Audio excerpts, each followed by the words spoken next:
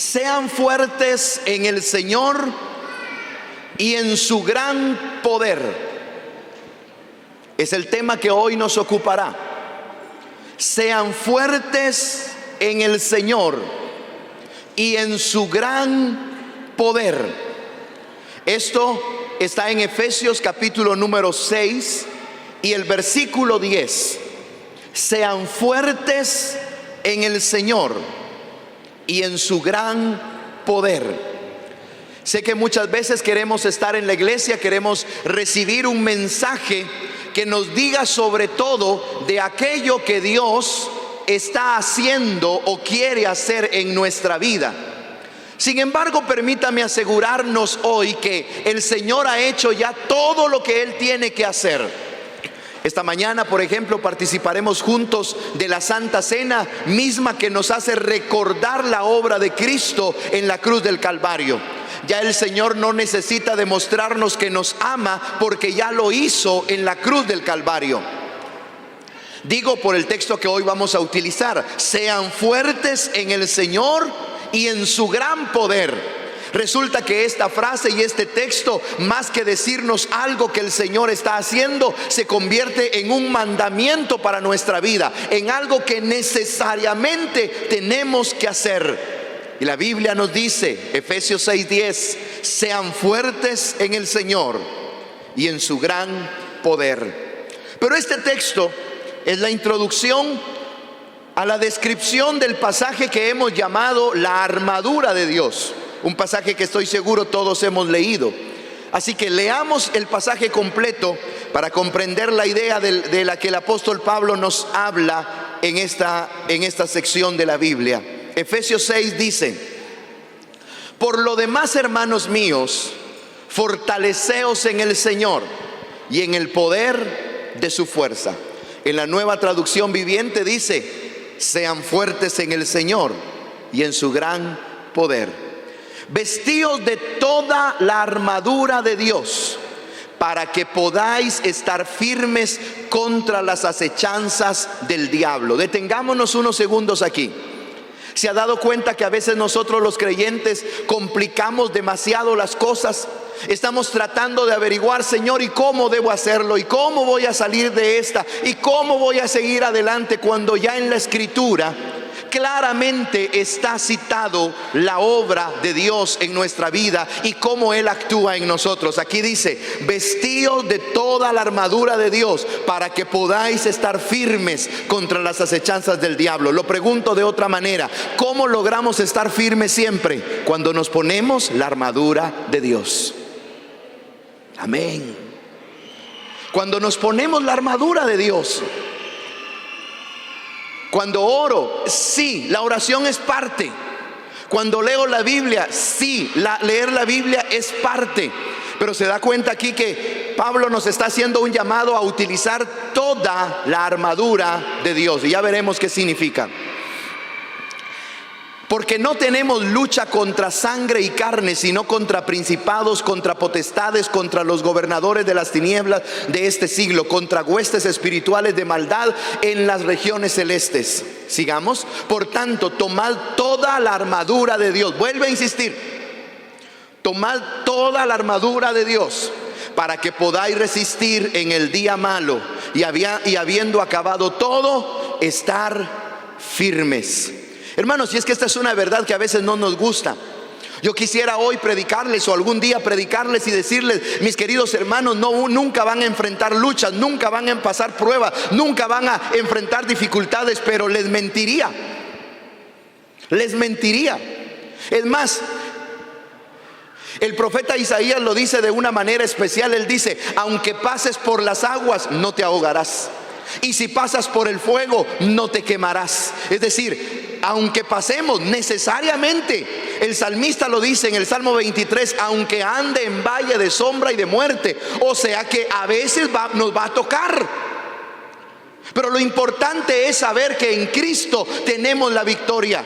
Lo importante es saber que sin importar lo que nos toque que pasar en la vida, el Señor nos ha provisto de todo lo necesario para tener victoria. Amén. Gracias, hermana. Y eso que Dios nos ha dado se llama la armadura de Dios, de la que hoy espero poder hablarles. Dice el versículo 14: estad pues firmes, ceñidos vuestros lomos con la verdad y vestidos con la coraza de justicia, y calzados los pies con el apresto del evangelio de la paz. Sobre todo, tomad el escudo de la fe, con que podáis apagar todos los dardos de fuego del maligno. Y tomad el yelmo de la salvación y la espada del Espíritu, que es la palabra de Dios, orando en todo tiempo con toda oración y súplica en el Espíritu, y velando en ello con toda perseverancia y súplica por todos los santos.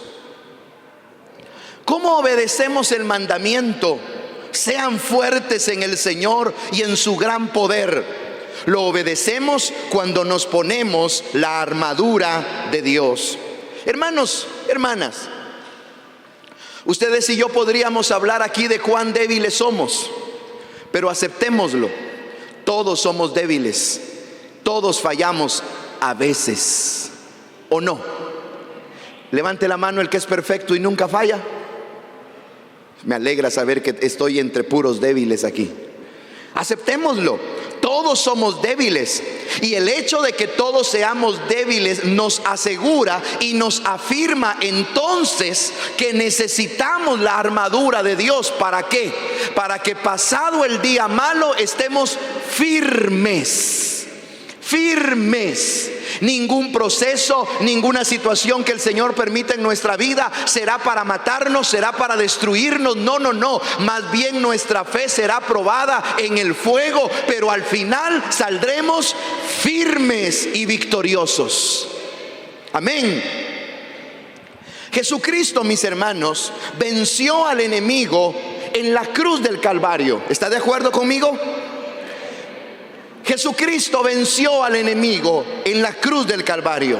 Pero hablando del enemigo, seguirá buscando la manera de destruirnos, de arruinar nuestra fe, de quebrantarnos y de finalmente apartarnos del Señor. Él tiene un propósito. Sin embargo, el Señor, debo insistir, nos ha provisto de toda la armadura. Por eso la insistencia del apóstol Pablo frente a la vida, frente a los desafíos, frente a lo que nos toque que vivir: vístanse de toda la armadura de Dios. No de unas piezas, no, de toda la armadura, de todo lo que Dios les ha dado, de todo lo que Dios ha hecho por ustedes. Vístanse de eso para que cuando pasen el proceso, salgan de ese proceso firmes y en victoria. Hermanos y hermanas, ustedes y yo debemos saber que tenemos un enemigo, el enemigo de nuestras almas, que busca destruirnos y apartarnos de la fe. No crea que el enemigo nos busca por lo guapos que somos. No crea que nos busca por el dinero que tenemos, por lo bien que hacemos las cosas. No. Él nos busca porque se rebeló contra el Creador, y no pudiendo destruir al Creador, quiere destruir a su creación, usted y yo.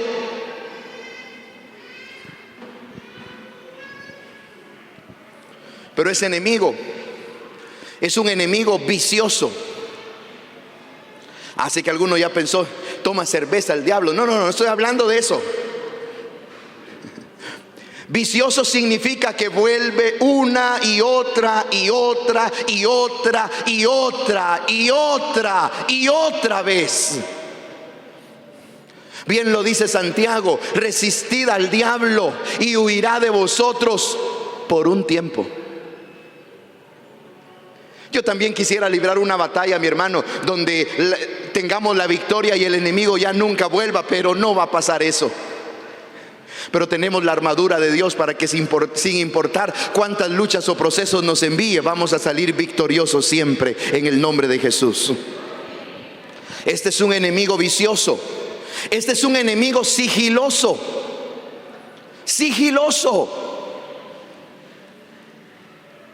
Este es un enemigo detallista, muy detallista. Este es un enemigo determinado.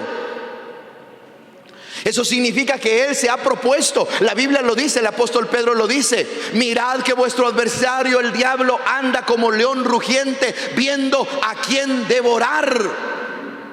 Él es determinado. Él no va a decir: ya este hermano cómo ora, cómo ayuna, cómo diezma, cómo va a la iglesia, cómo sirve, mejor ya no lo molesto. No, hermano, no. Él no va a hacer eso. Él va a decir: a este también lo quiero destruir, a este también le quiero arruinar la fe. Él es determinado. Él es meticuloso. Él conoce nuestras áreas débiles. Y aunque no tiene Facebook, conoce toda nuestra vida. Y Él va a llegar justo. Si usted no tiene problema con el dinero, jamás una tentación le va a llegar en esa área. Pero si su problema es el dinero, créame que se le va a aparecer dinero por donde sea para tomarlo fácilmente. Si su problema, mi hermano, son las mujeres, que a usted le gusta ver a mujeres más que a su esposa, créame, se le van a aparecer, porque Él justamente es meticuloso. Él sabe las áreas débiles en nuestra vida. Debo insistir en esto. Jesucristo venció al diablo, venció al enemigo en la cruz del Calvario, pero eso no hará que Él se dé por vencido. Gracias. Eso no hará que Él se rinda. No, Él insistirá, porque su propósito es destruirnos. Entonces, si nuestro enemigo es un vicioso, sigiloso, determinado, meticuloso, me pregunto: ¿cómo luchamos con un enemigo tan terrible? La respuesta del Señor está entonces en ponernos toda la armadura de Dios. Toda, sin faltar ninguna parte de la armadura. Porque cuando falte una sola pieza de la armadura, seguramente el enemigo astutamente querrá herirnos en esa área indefensa. Al escribir estas notas, me recordé del mito, de la leyenda aquella del talón de Aquiles. Aquiles, dice la mitología griega, fue el rey con mayores victorias en Troya. Nadie podía vencerlo. Era prácticamente inmortal. Ese era Aquiles. El secreto de Aquiles consistía en que cuando él nació, su mamá consultó a algunos sabios cómo podía hacer para que su hijo fuera un rey invencible. Y los sabios le dijeron: ve y sumerge a Aquiles en un río. Y lo pusieron, le dieron el nombre de un río. Sumérgelo ahí. La mamá, que quería hacer que su hijo fuera invencible, sumergió a Aquiles en aquel río, y ciertamente Aquiles consiguió poder, consiguió autoridad, consiguió valor, y durante su recorrido en la vida nadie podía vencerlo. Un día sus enemigos se reúnen porque no podían destruirlo y querían saber qué tenían que hacer para destruirlo. Les cuentan lo que la mamá había hecho, de que lo fue a sumergir recién nacido a ese río que le dio el poder. Y entonces uno de ellos dice: bueno, pero la mamá, cuando lo metió en el río, no lo tiró al río, sino que lo tomó del talón y lo sumergió en el río. Y entonces ellos pensaron: todo Aquiles fue mojado en ese río, menos el talón. La mitología dice que unos días después Aquiles murió porque le clavaron una flecha en el talón. El talón de Aquiles, mis hermanos, es una frase que se ha hecho famosa, que señala nuestras áreas de debilidad. Pero escúcheme, por favor. Cuando usted y yo tenemos al Espíritu Santo, cuando usted y yo tenemos la armadura de Dios en nuestra vida, no tenemos ningún área de debilidad, porque no se trata de nosotros, se trata de lo que Él ha hecho en nuestra vida. Usted y yo somos débiles, aceptémoslo, pero Él es invencible, pero el Señor es todopoderoso, y por eso se hace necesario que nos pongamos toda la armadura de Dios. ¿Y qué es la armadura de Dios? Primero, dice ahí la escritura, ceñidos con el cinturón de la verdad. Los soldados en el tiempo de Pablo se fajaban al cinturón, toda la vestimenta que tenían floja y que les impediría avanzar. En aquel tiempo pues no utilizaban pantalón los hombres como nosotros ahora, sino que era un vestido, era una falda. Pero cuando era tiempo de ir a la guerra, tiempo de ir a la batalla, los soldados se levantaban la falda y se la fajaban al cinturón para que nada les estorbara en su caminar en la lucha. Esto habla, mis hermanos, y él dice ahí, ceñidos con el cinturón de la verdad. Porque resulta que el apóstol Pablo hace la comparación de que todas esas cosas que debemos fajarnos, que debemos tener sujetas, son las mentiras que el enemigo nos dice al oído, al corazón. Y es que no podemos olvidar, mis queridos hermanos y hermanas, que el diablo es padre de toda mentira. Eso dice Juan capítulo 8, versículo 44. Vosotros sois de vuestro padre el diablo, le dice Jesús a los fariseos, y los deseos de vuestro padre queréis hacer. Él ha sido homicida desde el principio y no ha permanecido en la verdad, porque no hay verdad en él. Cuando habla mentira, de suyo habla, porque es mentiroso y padre de mentira. Hermano y hermana, estoy diciendo que todo lo que el enemigo viene a decirnos, a veces nos lo dice a la mente, nos lo dice al oído, nos lo dice al corazón, nos lo dice a través de la boca de uno de nuestros hermanos. Pero todo lo que viene de él es mentira, mentira. Eso no es cierto para su vida. Lo que él le diga es mentira, porque él es padre de mentira. Por eso dice, y aunque a veces esas mentiras parecen una gran verdad, pero es la verdad de Dios la que vence toda mentira, todo engaño del enemigo. Es la verdad de Dios la que debe ceñir, la que debe marcar nuestra vida. Los más flaquitos aquí usan un cincho para que el pantalón no se les caiga. Los que ya estamos un poquito más bendecidos, algunos ya no usamos cincho.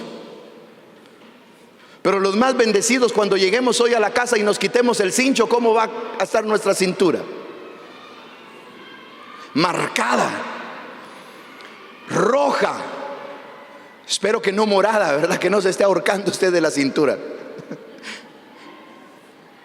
Hermano, ¿qué tal si así mismo la palabra de Dios marca también nuestra vida? ¿Qué tal si así mismo la palabra de Dios la llevamos impregnada en nuestra vida? Y que cuando el enemigo se levante con una mentira, como aquella mentira es que Dios ya no te oye, Dios no va a responder tus oraciones. Mentira, Él está atento y su palabra dice, clama a mí y yo te responderé. Así que Él responderá mis oraciones. Es la palabra la que debe, mis hermanos, la será la que debe conducir nuestra vida, debe notarse en nuestra vida. Número 2, debemos tener la coraza de justicia. La coraza, mis hermanos, es un chaleco que protege el área del corazón, el área del pecho. Es decir, protege las emociones, protege los sentimientos. No podemos olvidar que el Señor nos ha declarado en la cruz del Calvario justos delante de Dios. Él nos ha limpiado y Él nos sigue limpiando cada día. Sin embargo, el enemigo vendrá para acusarnos, para culparnos, para provocar duda. El enemigo quiere que dudemos de que el Señor nos ha declarado justos. Y constantemente viene a veces para manipular nuestra mente, nuestras emociones y decirnos no, recuerda lo que tú hiciste, recuerda de dónde viene, recuerda todo lo que has hecho. Y sabe que, hermano, cuando se presente esa acusación, digámosle sí, tienes razón. Es más, se te olvidan un par de cosas que también hice y que no te enteraste y ahora te las cuento. Pero de todas ellas me ha limpiado el Señor en la cruz del Calvario, porque me amó y me amó de tal manera que dio a su Hijo para que muriera por mí. La coraza de justicia debe proteger nuestro corazón de toda culpabilidad que quieran sembrar y anclar en nuestra vida. Debemos tener calzados los pies con el Evangelio. El calzado nos ayuda a no tropezar. El calzado nos da seguridad, nos da firmeza. Sé que algunos de ustedes aquí, algunos varones especialmente, pueden jugar fútbol descalzos. Ese es un don de Dios, hermanos. Pero la mayoría de nosotros, si andamos descalzos aún en la casa, andamos con tal cuidado, andamos despacio, porque andamos inseguros. Pero el calzado que nos da el Evangelio es el mensaje de Jesucristo. Y el mensaje de Jesucristo es que el reino de los cielos se ha acercado a nosotros. Y el mensaje de Jesucristo es que ahora tenemos paz para con Dios. Es decir, en la seguridad y en la firmeza de que tengo paz con Dios, de que Jesucristo me reconcilió, entonces yo puedo estar firme. Entonces mis pies pueden estar firmes. Ese es el Evangelio de la paz. Otra figura que los soldados tenían para el calzado es que los soldados romanos que iban a la batalla se ponían clavos, se ponían púas en la suela de los zapatos, para que cuando estuvieran en la batalla ellos pudieran enterrar esas púas en la tierra, y aunque la batalla se presentara, nada iba a moverlos, nada iba a derribarlos. Hermano y hermana, a veces la vida, la tormenta, la situación, el proceso va a venir y nos va a querer azotar y nos va a querer mover. Pero cuando sea eso, hermano, nuestros zapatos tienen que estar bien amarrados, tienen que estar bien puestos, y saber que el reino de los cielos se ha acercado a nosotros, y saber que ahora tenemos paz con Dios todos los días. Debemos ponernos el escudo de la fe. Este escudo de un soldado medía al menos 1,22 metros de alto y 76 centímetros de ancho. Este escudo era lo suficientemente grande para proteger todo el cuerpo. Por eso es que el apóstol Pablo dice: y sobre todo, usen el escudo de la fe. Porque era una herramienta de la armadura que protegía todo el cuerpo. Los dardos que se lanzaban, los dardos que los enemigos lanzaban, lo hacían desde la distancia. Eran flechas incendiarias, es decir, una pequeña flecha podía iniciar el fuego para quemar todo el cuerpo.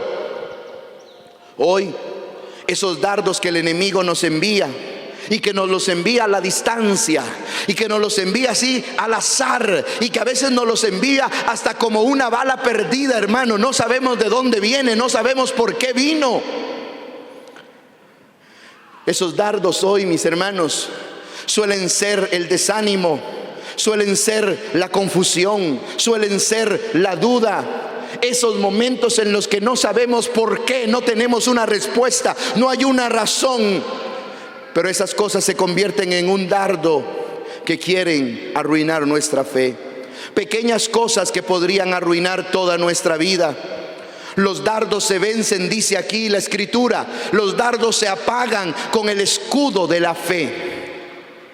Esto significa, los dardos se apagan con los ojos puestos en Jesús, el autor y consumador de la fe. Mientras Él siga en su trono, mientras Él siga reinando, podrán venir todos los dardos, pero en Él estamos seguros.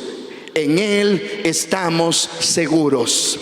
¿Sabe qué me hace recordar este pasaje? La historia aquella en el desierto, cuando el pueblo de Israel sufrió la plaga de las serpientes y todos eran mordidos por las serpientes. Cuando claman al Señor, el Señor le dice a Moisés: levanta una serpiente de bronce en alto, y cuando alguno del pueblo haya sido mordido por una de las serpientes, todo lo que tiene que hacer es voltear a ver a la serpiente. Aquella serpiente de bronce, figura de Cristo levantado en la cruz del Calvario, y era suficiente con mirarla, era suficiente con voltear a verla, y entonces era sanado de su mordida. Hermano y hermana, es suficiente cuando los dardos del enemigo lleguen para atacar nuestra vida. Es suficiente con que veamos a la cruz, es suficiente con que veamos la obra de Cristo en nuestra vida, y seremos sanados y seremos levantados. Aleluya. Necesitamos, mis hermanos, el yelmo de la salvación. El yelmo es un casco de hierro que protege la cabeza, que protege los pensamientos en esta figura. Pues el enemigo siempre querrá que dudemos de Dios, que dudemos de nuestra salvación. Siempre querrá sembrar la semilla de duda, de incertidumbre respecto a Dios y nosotros. El enemigo sabe que si en nuestra mente nosotros dudamos de Dios, pronto moriremos espiritualmente. Por eso el yelmo se necesita para que cubra nuestras convicciones, nuestra creencia, nuestra fe. Y finalmente, necesitamos la espada del Espíritu. De todas las cosas que tiene la armadura de Dios, la espada es la única arma ofensiva. Todas las demás son defensivas, para defenderse. Pero la espada del Espíritu, que es la palabra de Dios, es la única que sirve para atacar. Porque resulta que a veces el enemigo se acercará y se acercará mucho. Pero cuando se acerque, la única forma de atacarlo es la palabra de Dios.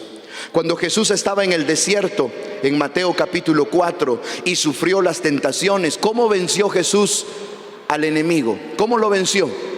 ¿Qué le dijo? Recuérdeme, ¿qué le dijo? Escrito está. Y a cada tentación que el enemigo le puso, el Señor le respondía, escrito está.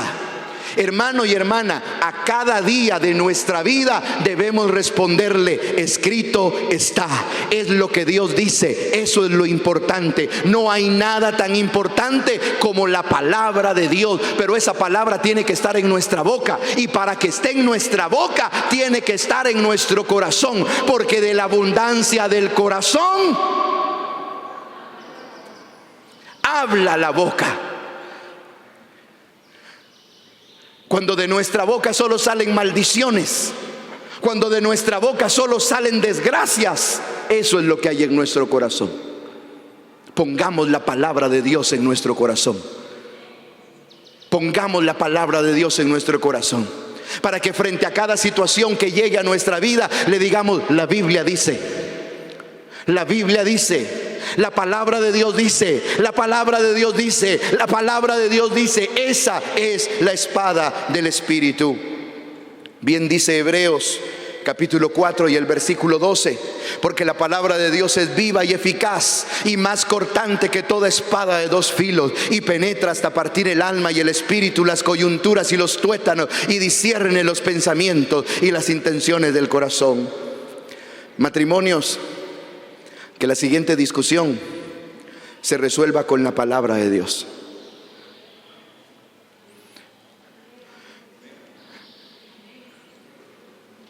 Que cuando le digan, ¿por qué te quedas callada?, usted le diga, mi vida, porque la palabra de Dios dice que aún el necio, cuando se calla, parece inteligente. ¿Qué le parece eso? Me alegró mucho, hace unos días escuché por ahí de un adolescente que su papá estaba a punto de corregir a su hermano menor, y el papá le empezó a decir, la Biblia dice que tengo que corregirte. La Biblia, y le empezó a decir, dice que lo cansó, y el niño le dijo, papá, pégame ya.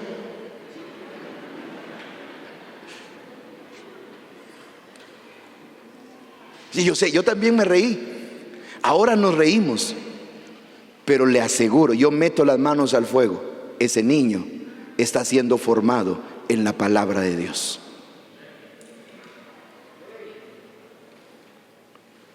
Ese niño no va a decir la chancla me formó, ese niño va a decir la palabra de Dios me formó. Frente a las malas noticias, utilicemos la palabra de Dios, la espada del Espíritu. Está el diagnóstico, le dieron el diagnóstico, vaya y lleve ese diagnóstico Este es el diagnóstico, Señor, pero tu palabra dice que por tu llaga yo he sido sanado. Esta es la realidad en el banco, Señor. En lugar de tener, debo. Y que tú suplirás todas mis necesidades conforme a tus riquezas en gloria. Es necesario que nos vistamos con toda la armadura de Dios. Y nos vestimos cuando oramos. La oración no es algo que debemos hacer de vez en cuando. La oración es necesaria todos los días. Y en oración nos estamos poniendo la armadura de Dios. Mientras oramos, nos ponemos toda la armadura de Dios, porque el llamado de Dios el día de hoy es claro y contundente. Sean fuertes en el Señor y en su gran poder. No en nuestra capacidad, no en nuestra pericia, sino fuertes en el Señor, fuertes en su gran poder, por lo que Él ha hecho, por lo que Él ha determinado, por lo que Él ha dicho. Yo puedo avanzar porque mi fuerza viene de Él. Ciertamente yo soy débil, pero Él es fuerte. Esté de pie conmigo, por favor.